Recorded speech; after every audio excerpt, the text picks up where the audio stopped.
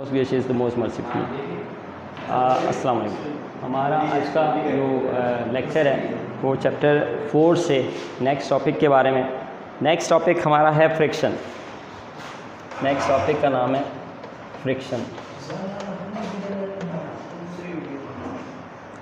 तो फ्रिक्शन को हम आज समझेंगे। फ्रिक्शन क्या है? फ्रिक्शन या इसको उर्दू में रगड़ कहते हैं। फ्रिक्शन को आप इस तरह से डिफ़ाइन कर सकते हैं, the force that opposes the motion of one object over the surface of the other object। तो एक ऐसी फोर्स जो कि रोकती है मोशन को, एक सरफेस के ऊपर दूसरी सरफेस की मोशन को, एक बॉडी के ऊपर दूसरी बॉडी की मोशन को रोकने वाली जो फोर्स है उसका नाम है फ्रिक्शन। तो एक ऐसी फ्रिक्शन फोर्स होती क्यों है, रीज़न क्या है, फ्रिक्शन किस वजह से होती है, उसको हम समझें अगर, तो उसकी मेन रीज़न बताई जाती है कि it is due to the roughness of surface.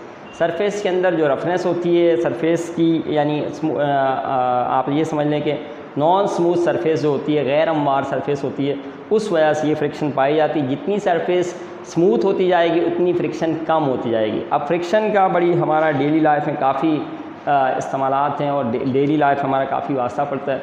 Frictional force को हम नॉर्मली जब रिप्रेजेंट करते हैं अगर, तो फ्रिक्शन को हम पहले तो आप इसका याद रखेंगे डेफिनेशन क्या है। डेफिनेशन की हमने बात कर ली कि डेफिनेशन फ्रिक्शन मैंने बताया कि it is the force that opposes the motion of one object over the surface of the other object. ये तो इसकी डेफिनेशन है। तो रीज़न बताई, रीज़न क्यों होती है फ्रिक्शन, फ्रिक्शन की रीज़न बताई कि it is due to the roughness of surface. तो रफनेस इसको बोलते हैं, देखें ये एक सरफेस है, इसके ऊपर ये जो आपको ये नज़र आ रहा है इसको रफनेस कहते हैं।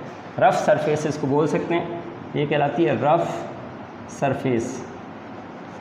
तो रफ़ सरफेस की वजह से फ्रिक्शन आती है। तो अब जितनी इस सरफेस को हम स्मूथ करते जाएंगे उतना ही फ्रिक्शन भी कम होती जाएगी। अगर हम इसका इस तरह से जायज़ा लें कि अगर हम सपोज़ ज़मीन पर चल रहे हैं डायरेक्ट, तो पथरीली ज़मीन होगी, पत्थर होंगे जिस पर उस पर चलना दुश्वार होगा, मतलब उस पर फ्रिक्शन बढ़ जाएगी, रफनेस बढ़ जाएगी। और अगर हम देखेंगे कि रोड के ऊपर उस पर चलना थोड़ा सा आसान हो जाएगा।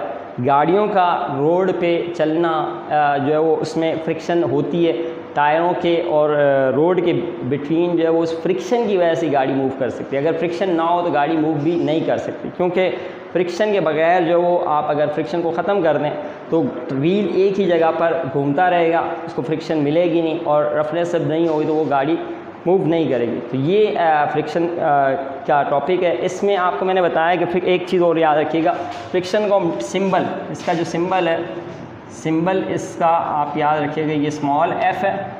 और यूनिट की अगर बात करें तो यूनिट SI यूनिट आपने याद रखना है कि वो वही है जो फोर्स का यूनिट है, इज़ न्यूटन। तो न्यूटन को हम कैपिटल N से शो करते हैं। ये फ्रिक्शन के बारे में आप इसको अच्छी तरह से पढ़ लें अपने नोट से। इसके बारे में फर्दर हम फिर ये पढ़ेंगे कि इसके एडवांटेजेस क्या हैं, डिसएडवांटेजेस क्या हैं, फ्रिक्शन की टाइप्स क्या हैं, इसको रिड्यूस कैसे करते हैं। इन सब के बारे में हम नेक्स्ट लेक्चर में बात करेंगे। आज के लिए इतना काफ़ी है। अल्लाह हाफिज़।